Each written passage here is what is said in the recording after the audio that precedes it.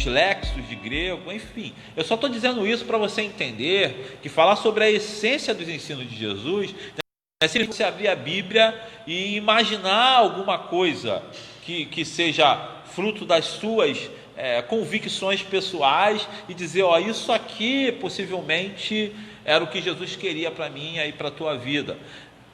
Isso não nos satisfaz como princípio de estudo para compartilharmos a vontade de Deus. E sobretudo, lógico, se estamos falando da vontade de Deus, se faz necessário entender que o Espírito Santo precisa nos guiar. Não adianta só a gente estar lendo, ler isso, ler aquilo, mas nós cristãos somos guiados pelo Espírito Santo.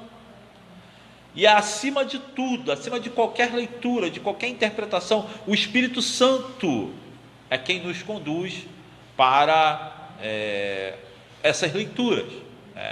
Fazemos com todo o temor, crendo na obra do Espírito Santo em nossas vidas. Amém?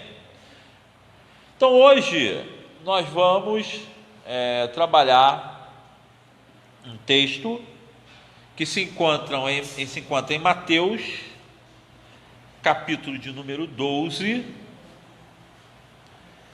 versículo de 1 a 8.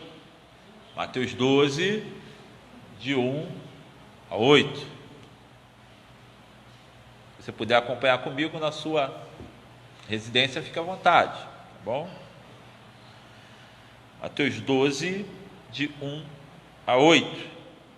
Diz assim: por esse tempo, Jesus passou num sábado pelas plantações. Os seus discípulos que estavam com fome puseram-se a arrancar espigas e a comê-las. Os fariseus, vendo isso, disseram: olha só, os teus discípulos a fazerem o que é lícito, fazem no sábado. Mas ele respondeu-lhes: não lestes o que fez Davi a seus companheiros quando tiveram fome? Como entrou na casa de Deus e como eles comeram os pães da proposição, que não é lícito comer, nem a ele, nem os que estavam com ele, mas exclusivamente aos sacerdotes? Ou não lestes na lei que com os seus deveres sabáticos os sacerdotes no templo violam o sábado e ficam sem culpa? Digo-vos que aqui está algo maior do que o templo. Se soubesses o que significa a misericórdia é o que eu quero e não sacrifício, não condenaríeis os que não têm culpa, pois o Filho do Homem é Senhor do sábado. Amém?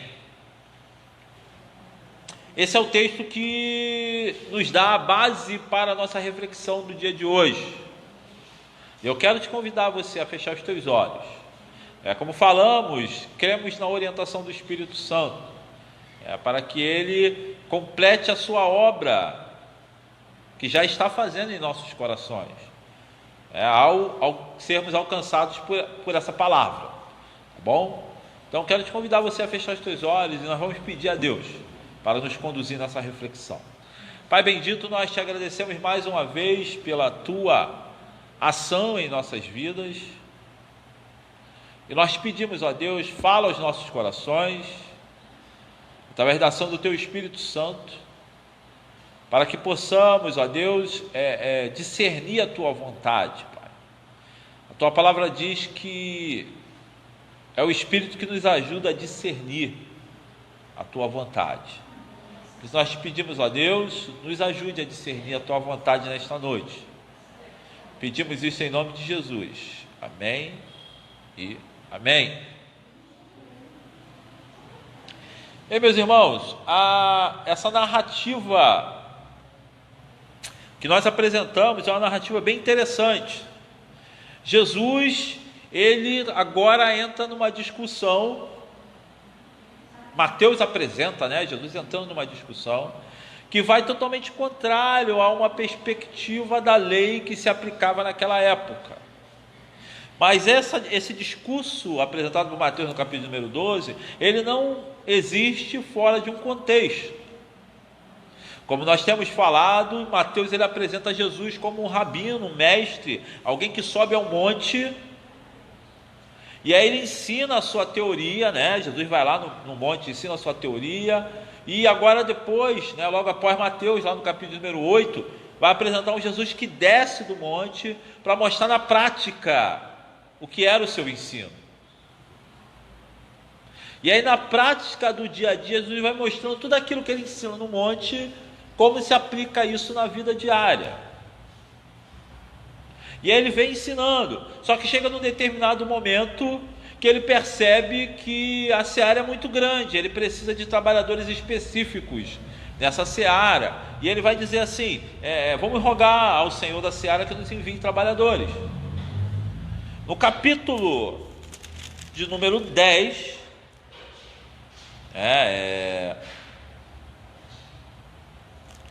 no capítulo número 10, isso mesmo, capítulo número 10, ele agora, depois de fazer essa oração, pedindo ao Senhor da seara, Mateus apresenta ele escolhendo os 12, e ele escolhe os 12, dá as instruções, e agora os 12 saem para fazer o trabalho na seara. Enquanto isso, ele também vai fazendo o trabalho. Jesus não era aquele que mandava fazer e ficava descansando, não.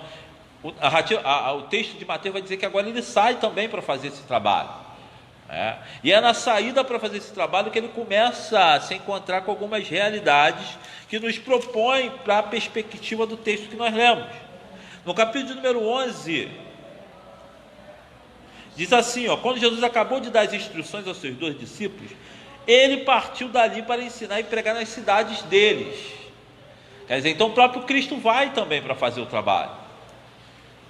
E aí o capítulo número 11 vai dizer que João Batista envia os seus discípulos para perguntar ao mestre, né, se ele era mesmo, e aí Jesus vai falar sobre isso, e ele continua fazendo o seu trabalho, e as cidades que ouvem a sua palavra é um peso muito grande, né? Ouvir a palavra do Cristo, rejeitar essa palavra, sabendo que é isso que nos produz a vida eterna, é um peso muito grande. Por causa disso, por causa das cidades que rejeitam a palavra do mestre, ele começa a apresentar o que o texto vai dizer dos seus ais, né? Ai de ti, Corazim, ai de ti, Betsaida, lá no capítulo número 11, versículo de número 20.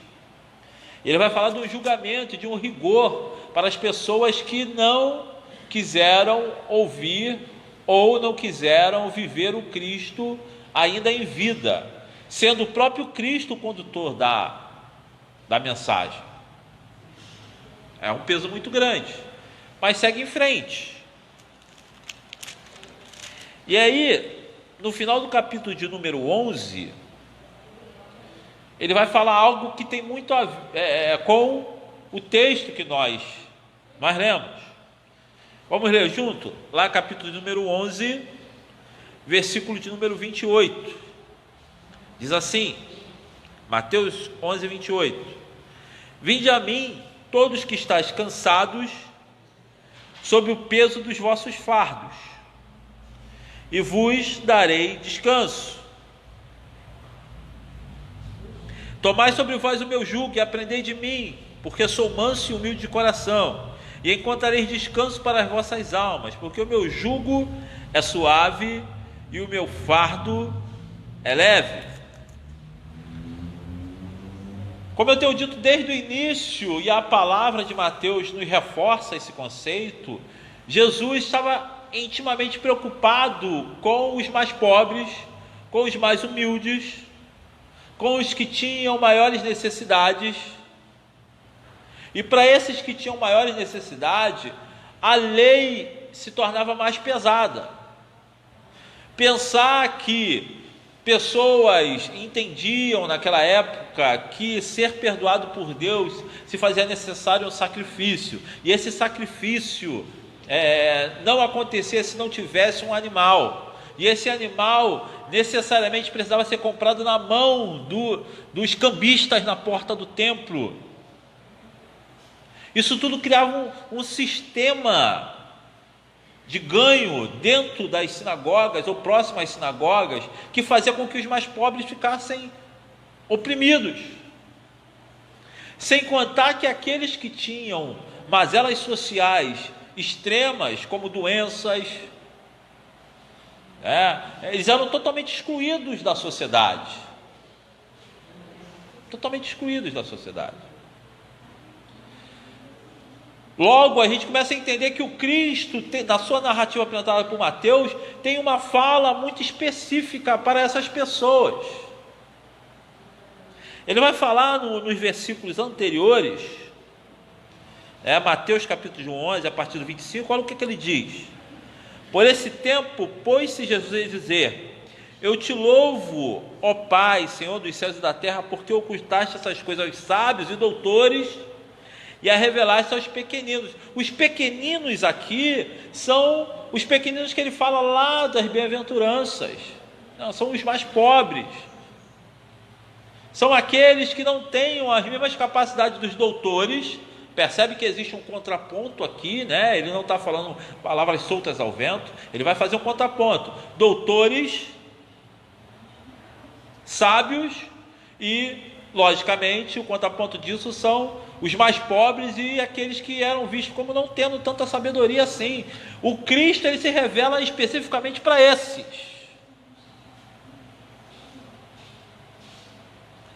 Como eu havia dito anteriormente, esse historiador, essa série de livros, História da Vida Privada, aponta de uma maneira muito interessante como é a vida fora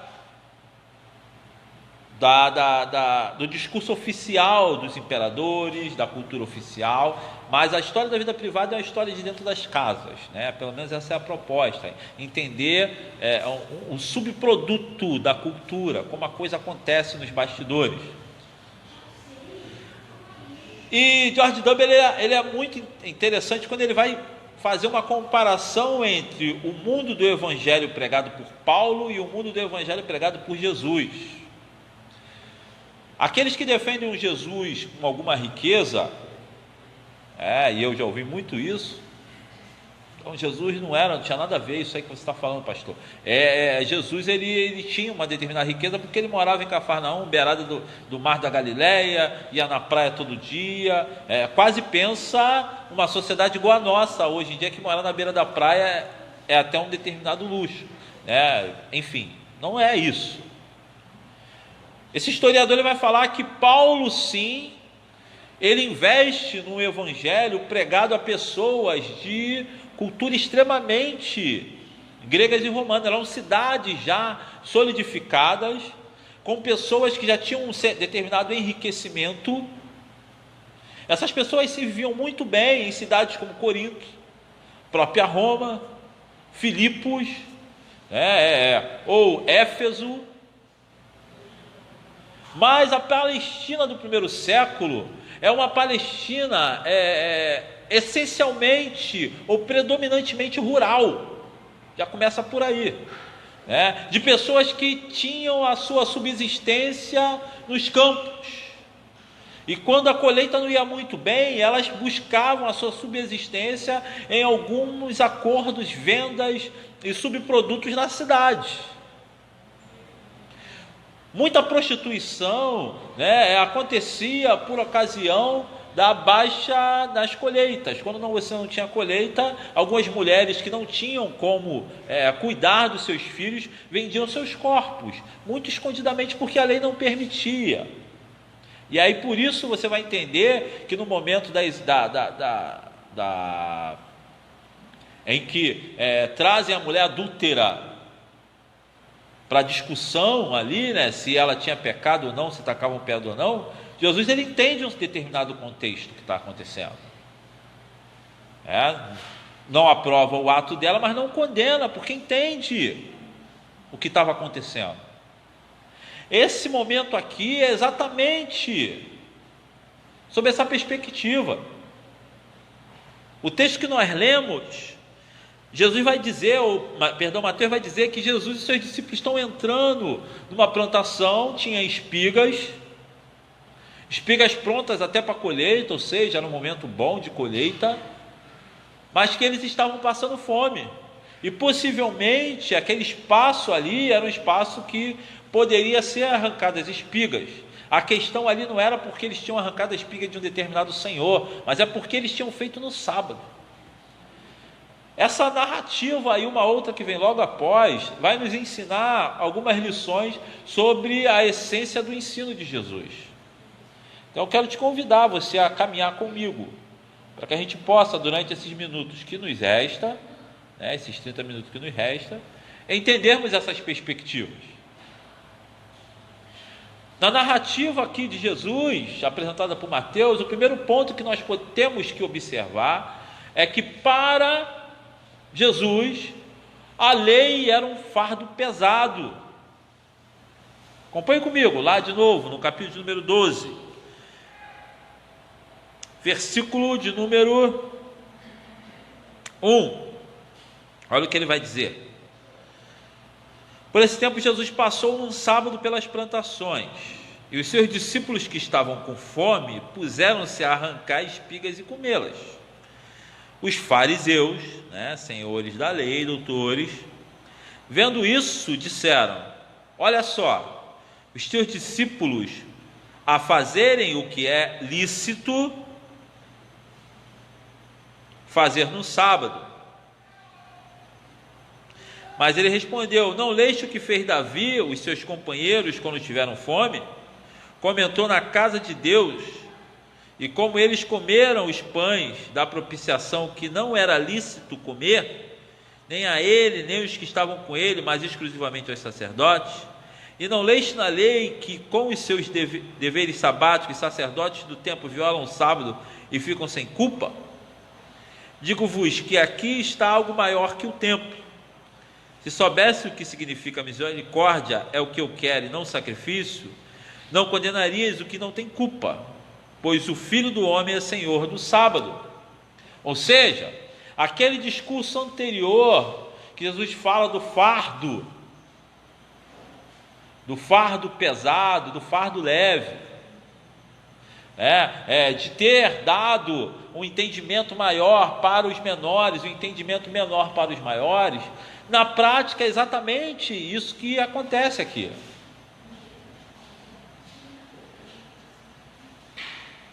Jesus, ele percebe que a opressão da lei caía exatamente sobre pessoas que não tinham nada. A lei, ela tem um determinado peso sobre pessoas que muitas vezes não têm nem como viver essa lei. O sábado, e falar de sábado, falar de sabá, é algo muito profundo.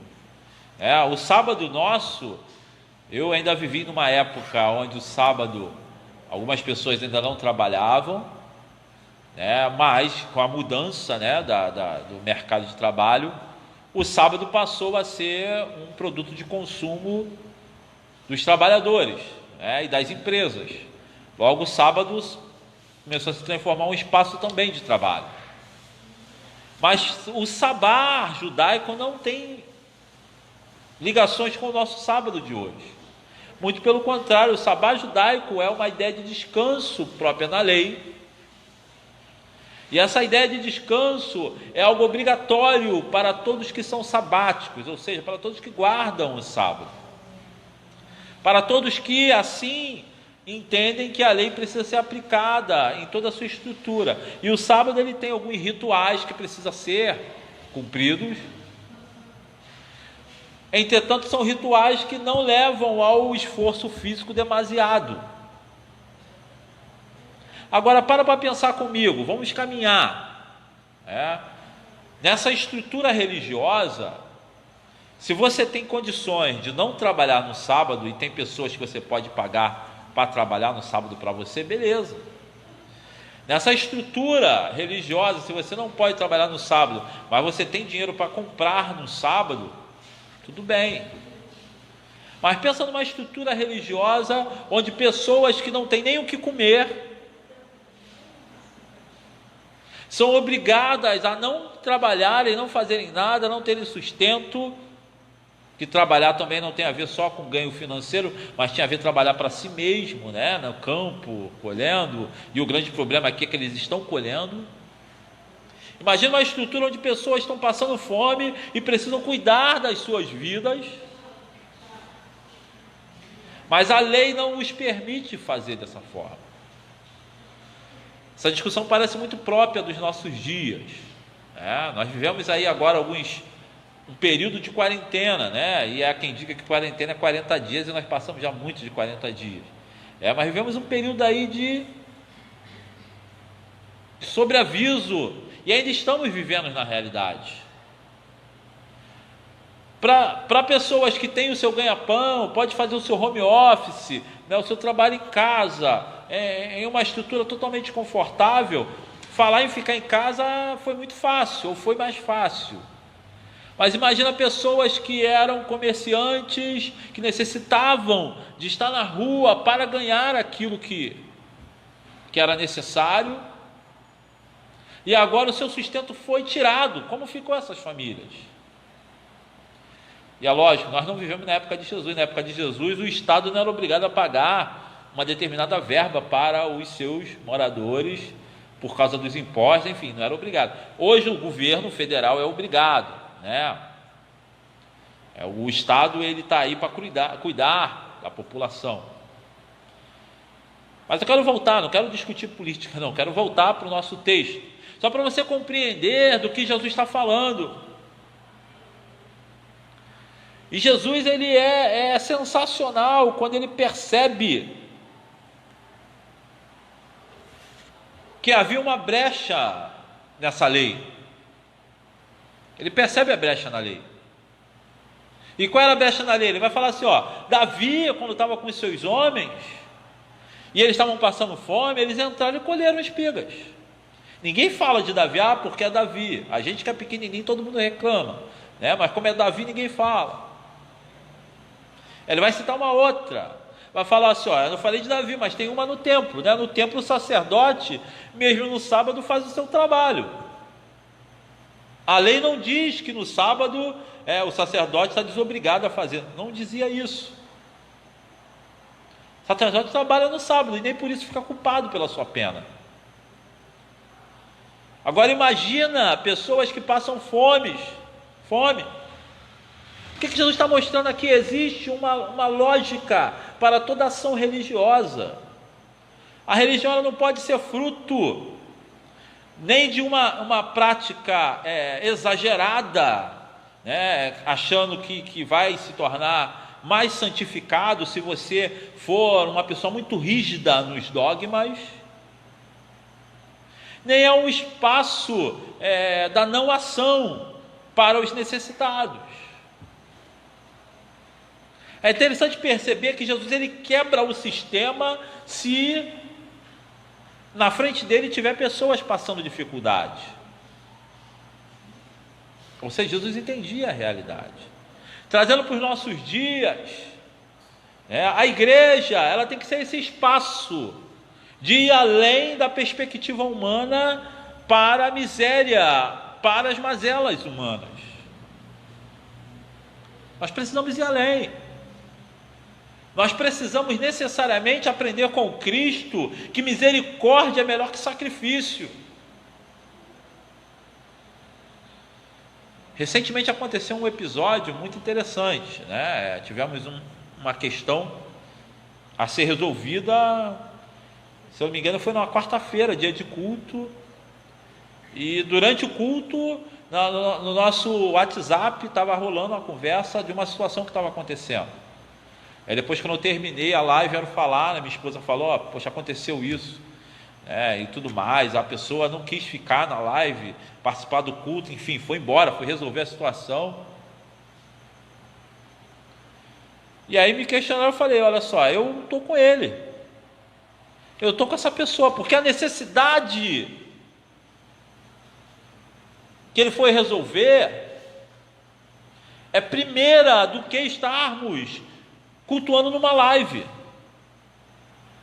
Se a questão está boa, está tranquila, beleza, você pode ouvir, né? E nós, graças a Deus, estamos colocando essa pregação aqui, ela vai para o nosso canal no YouTube, vai ser editada e vai para o nosso canal do YouTube, depois você vai poder ter esse acesso, né? Mas precisamos entender que a vida humana é prioridade.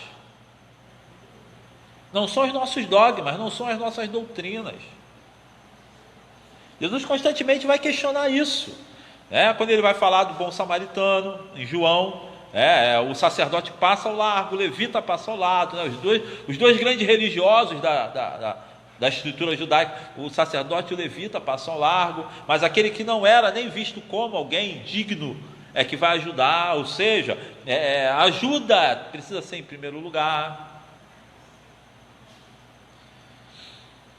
Ou seja, para Jesus a lei é um fardo, assim como para nós hoje em dia, o excesso de doutrina dogmática muitas vezes engessa a nossa possibilidade de amar além dos limites propostos pelo ser humano. Precisamos aprender a amar pessoas além desses limites propostos pelo ser humano. Não, eu amo, mas aqui eu não posso amar porque aqui eu entendo que é pecado. E esse aqui é um pecador e ele primeiro tem que se acertar com Deus. Onde está escrito isso na palavra? Que para você amar alguém, a primeira pessoa precisa se acertar com Deus. Não! Nós temos que aprender a amar pessoas, independente se elas vão seguir a nossa fé, a nossa religião, vão se acertar com Deus, ou o que quer que seja. O amor vem em primeiro lugar.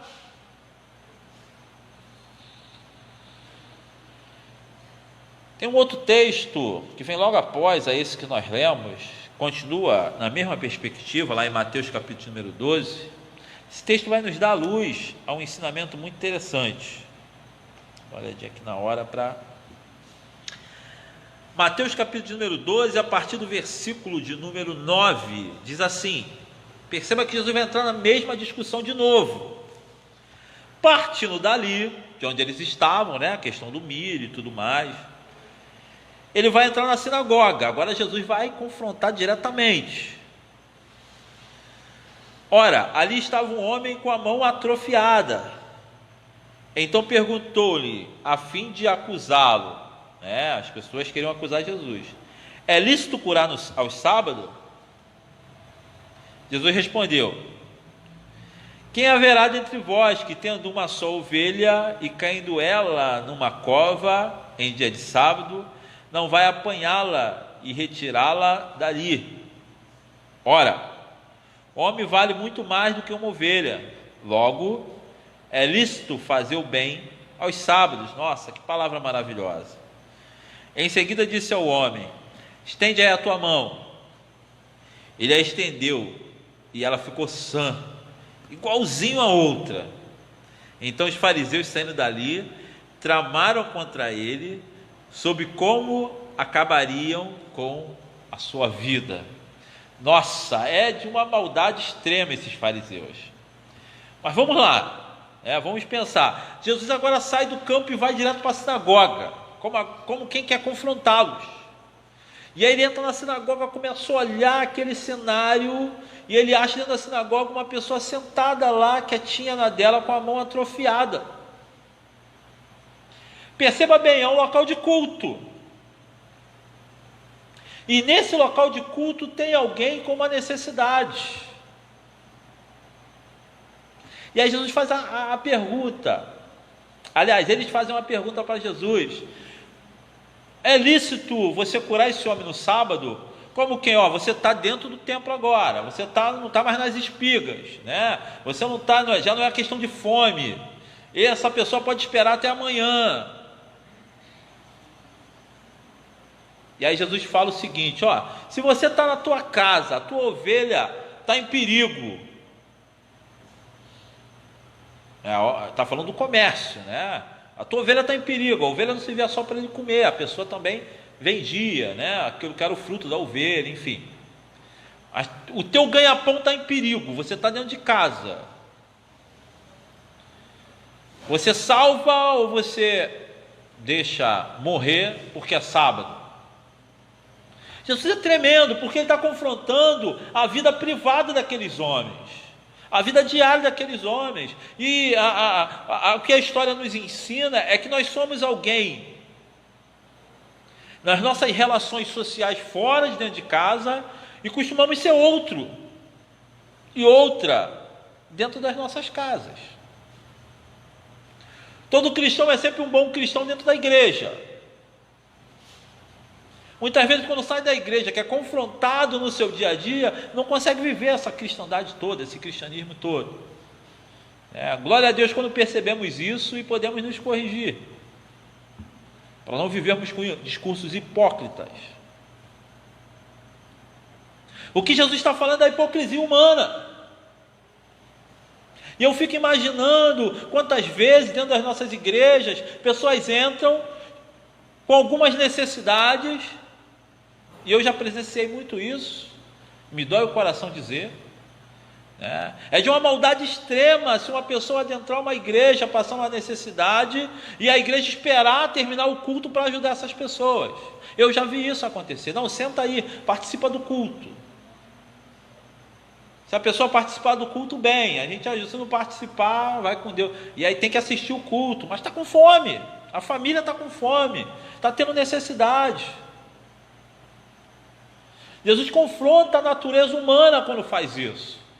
E é o nosso excesso de religiosidade, ou o nosso religiosismo. Jesus é perito em fazer essas coisas. E ele vai falar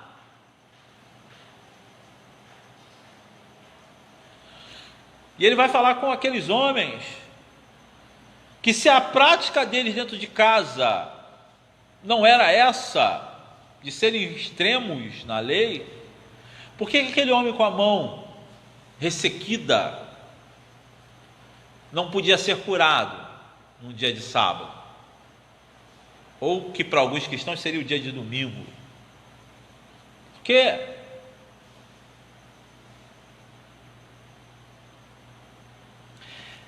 é como se, para ser ajudado, aqueles homens colocassem regras. E a igreja muitas vezes também coloca regra para ajudar pessoas. Pobre somos nós, cristãos, se colocarmos regra para fazer o bem. Você entrou aqui, nós queremos te ajudar, mas enquanto você for expressar a sua homossexualidade vestindo desse jeito, nós não vamos te ajudar, porque você precisa primeiro mudar suas roupas, mudar a sua conduta, para a igreja poder te ajudar. Pobre de nós se formos assim. Pobres, miseráveis de nós. O que Jesus faz? Jesus se aproxima daquele homem, e como um ato de provocação, aqueles líderes na sinagoga, ele cura o homem com a mão ressequida, para mostrar que Jesus era Senhor de todas as coisas, inclusive do sábado, e para mostrar que fazer o bem é algo que vai além, transcende a religião. Fazer o bem é algo que transcende os dogmas e as doutrinas. Aliás, deveria, e se não está errado, a doutrina e os dogmas deveriam ser construídos a partir dessa perspectiva, do amor ao próximo, amor a Deus e amor ao próximo. Se não é construído a partir dessa perspectiva, nós estamos errados, que são os dois pilares.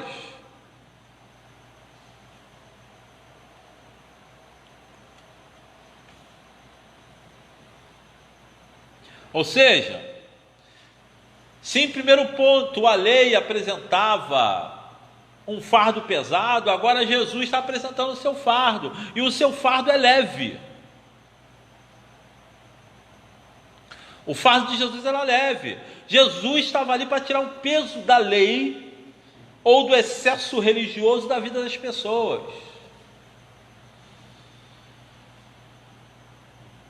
Quando nos deixamos ser consumidos pelo fardo da lei, nós somos enquadrados necessariamente numa lei ou numa letra que mata, e não vivemos um espírito que vivifica.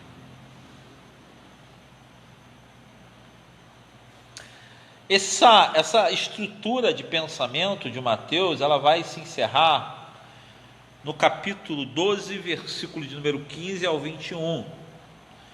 É onde o Messias vai apresentar a sua visão de missão.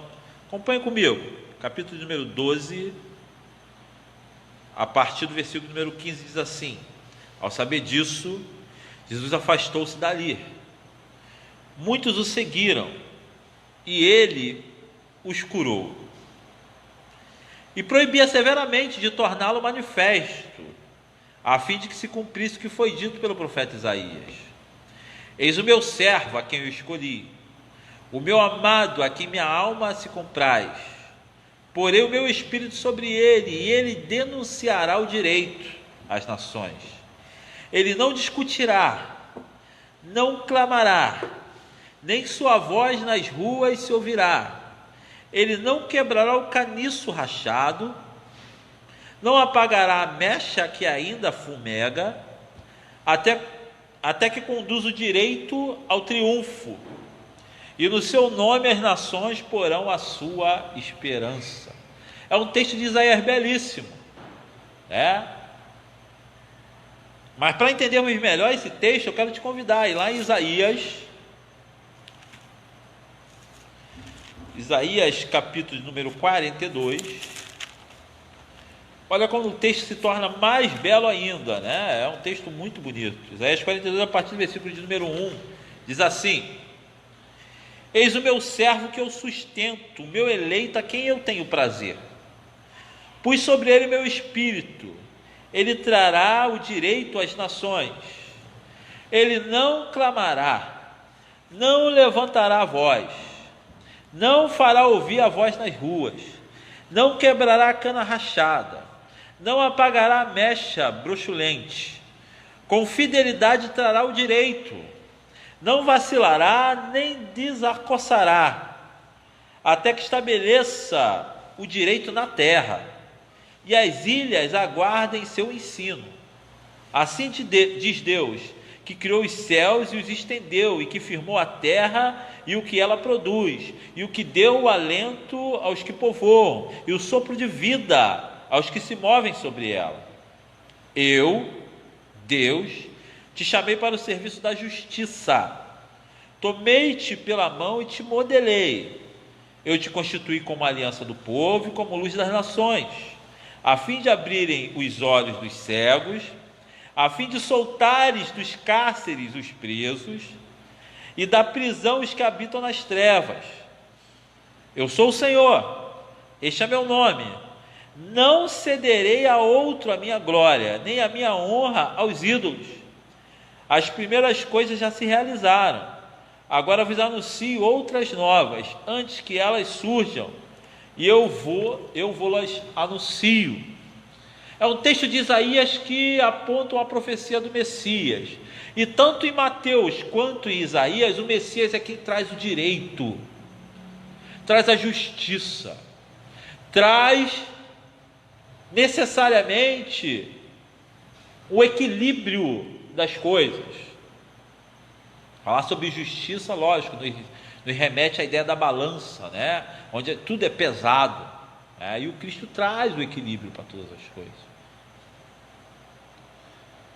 Perceba que Jesus está falando de trazer justiça a quem está necessitado. Dois conceitos apresentados nesse texto aqui. Primeiro, três, o Cristo não é quem fica fazendo mídia, né? Ele não está interessado em ser conhecido simplesmente por propaganda, ou seja, ele não é quem fica fazendo discurso para todo mundo ouvir, é um camarada que age em silêncio. Segundo, ele não esmaga a cana quebrada. O que é a cana quebrada? É a pessoa que já está sofrida. Jesus não veio para tirar do pobre um pouco mais da sua pobreza, né? No sentido de você tirar um pouquinho mais daquilo que é o sustento dele. Jesus não veio para isso. Jesus não veio para explorar pessoas já exploradas por uma sociedade. Ele não veio para esmagar a cana que já está quebrada, e nem veio para apagar um pavio que já estava se consumindo. Tanto Mateus e Isaías vai apontar essas duas realidades.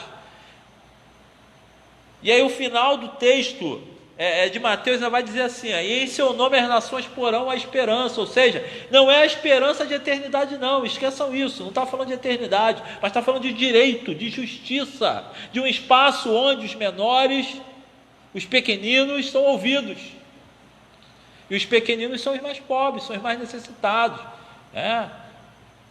são aqueles a qual a igreja precisa atentar.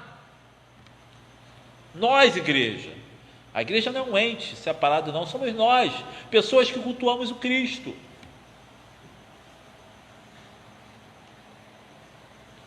Nós já estamos na reta final. O que eu quero dizer é que, se em primeiro lugar, a lei tinha um peso muito maior para aquelas pessoas mais oprimidas, elas não tinham condição de cumprir a lei, com todos os ritos necessários, isso havia gasto.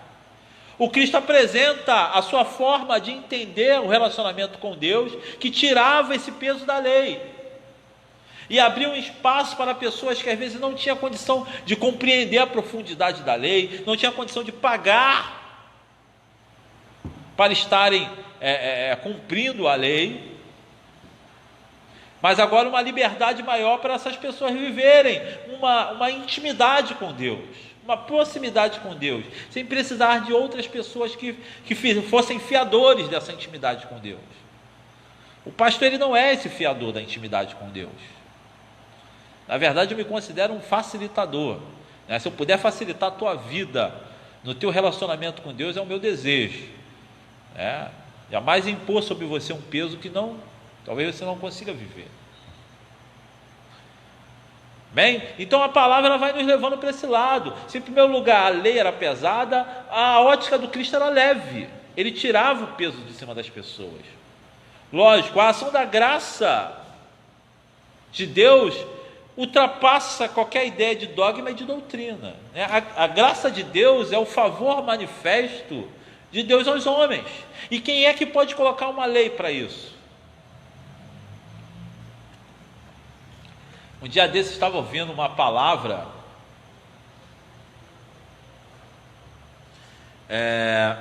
foi uma canção na realidade, estava eu e minha esposa, a gente estava ouvindo algumas canções, e uma canção dizia que a fidelidade, que Deus era abençoador daquela pessoa, porque ela tinha sido fiel ao Senhor, e valia a pena ser fiel ao Senhor, porque Deus abençoa aqueles que são fiéis. Lógico, isso não é um engano, Deus abençoa aqueles que são fiéis, mas eu quero estender a bênção de Deus para aqueles que não são fiéis também. A graça de Deus é a bênção estendida de Deus para toda a humanidade, os fiéis e os infiéis. A Bíblia apresenta que se o homem é infiel, Deus permanece fiel porque ele não nega a si mesmo, ele é Deus. E se ele falou que vai fazer, ele vai fazer. Se ele falou que vai abençoar, ele vai abençoar. Se ele falou que vai cumprir, ele vai cumprir. Não é por causa da minha fidelidade, não. A minha fidelidade para Deus é podridão, é trapo, é imundícia. Eu sou um infiel perto de Deus. Então, achar que Deus está muito interessado em que você cumpra fielmente detalhes dos dogmas e da doutrina, ele está interessado no meu e no teu coração. Quem somos como seres humanos? E a forma como dialogamos com a realidade à nossa volta. Tem irmãos e irmãs que são fiéis em participar de culto. Toda quarta, todo sábado, todo domingo, são fiéis em participar de cultos. Entretanto, seus corações estão podres.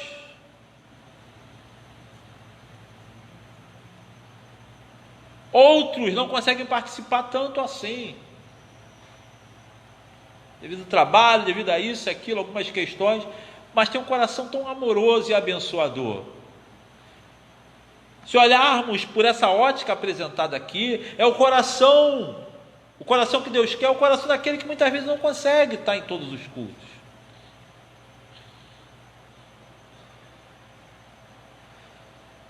Para concluir, meus irmãos, a missão do Cristo é trazer o direito e a justiça. E quando Cristo sobe aos céus, ele passa essa missão para a igreja. Nós somos a porta de entrada para um reino que muitos desconhecem. E infelizmente, se não for apresentado da maneira correta, muitos vão continuar sem conhecer o reino, porque a igreja tem roubado das pessoas, né? Muitas igrejas têm roubado das pessoas a melhor compreensão do reino, um reino de paz, de amor, de justiça, de alegria no Espírito Santo.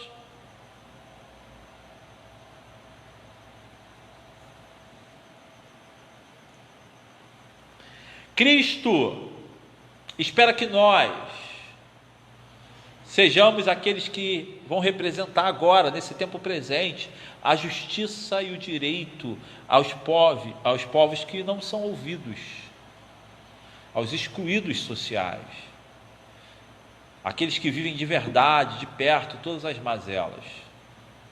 Que o Senhor tenha misericórdia de nós, a começar em mim, pastor Cristiano. Se durante a minha vida, ou no decorrer daquilo que vai acontecer para frente, eu não tomar como prioridade fazer o bem a outra pessoa, Deus tenha misericórdia de nós.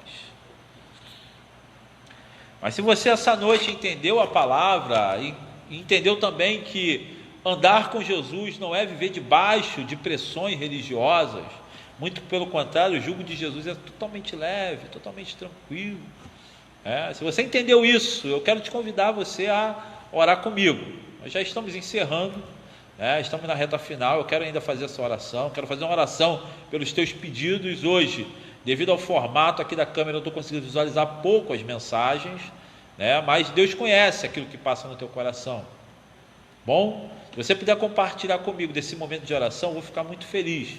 E se você entendeu que caminhar com Jesus não é viver escravizado a uma religião, mas é abrir seu coração para as verdades do Evangelho, eu estou com você nessa, tá bom? Eu quero orar com você para que o Senhor continue a abençoar as nossas vidas, amém?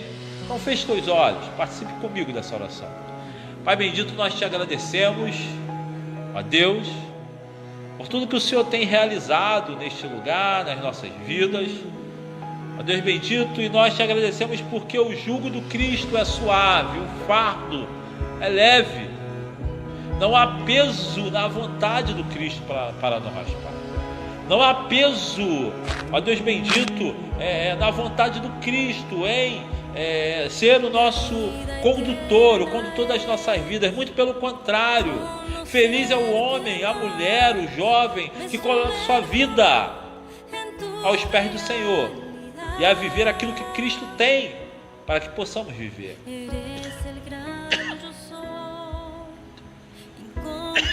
Deus é maravilhoso. Tu és maravilhoso e tem cuidado de nós de uma maneira tremenda. Por isso nós nos alegramos nesta noite e terminamos, Senhor, esse momento da palavra de forma leve, consciente, que é o Senhor que domina as nossas vidas. Queremos depositar no teu altar os nossos corações. Ó Senhor, nos ensina a amar mais, a perdoar mais. Ó Deus, nos dá possibilidades, ó Deus, no dia a dia, de perdoar pessoas. Queremos ser confrontados com isso, Deus. Ó Pai, nos dá a possibilidade no dia a dia de ajudar pessoas, de abençoar pessoas. Que essa igreja possa cada vez mais ser um exemplo de auxílio a pessoas. Que, Senhor, sejamos, ó Deus, conhecidos não por outros ou por outros conceitos que não sejam seguidores do Cristo. Nós te agradecemos, ó Deus, pela oportunidade que o Senhor nos dá de vivermos Jesus Cristo todos os dias. Te agradecemos em nome de Jesus.